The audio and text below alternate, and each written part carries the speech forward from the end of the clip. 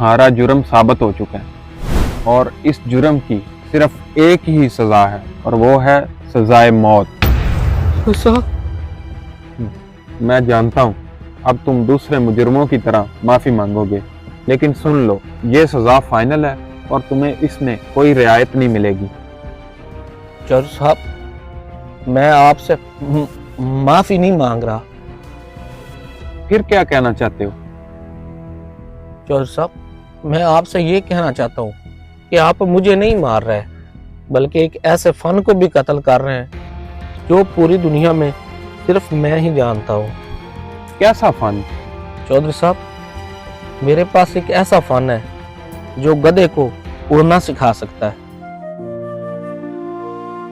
क्या वाकई तुम गधे को उड़ना सिखा सकते हो? आप तजर्बा करके देख लीजिए, आप मेरी सलाहियतें देखकर हैरान रह जाओगे। कितने दिन लगेंगे? चौधरी साहब, सिर्फ 2 साल। नजीर, इसे मेरा गधा दे दो और इसे 2 साल का वक्त दे दो। अगर 2 साल में गधा उड़ना ना सीखे तो इसका सर कलम कर देना। जाओ।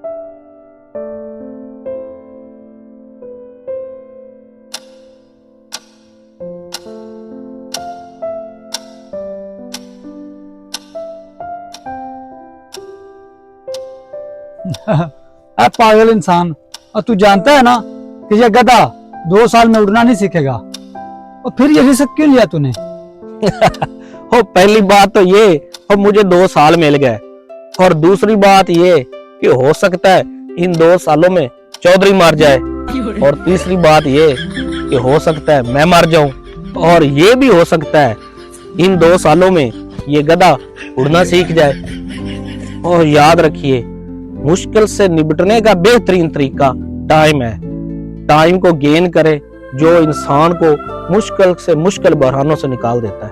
हर छुपी हुई सलाहियत को निखरने के लिए मोहलत चाहिए, तजर्बा चाहिए और सबसे बढ़कर सब्र। जो लोग वक्त को सिर्फ इंतजार समझते हैं वो मौका खो देते हैं। जो लोग वक्त की कदर करते हैं वो दुनिया बदल देते हैं। अगर आपका टैलेंट दुनिया को नजर नहीं आ रहा तो मायूस ना हो, वक्त मांगे, खुद को तैयार करे और फिर दुनिया को हैरान कर दे।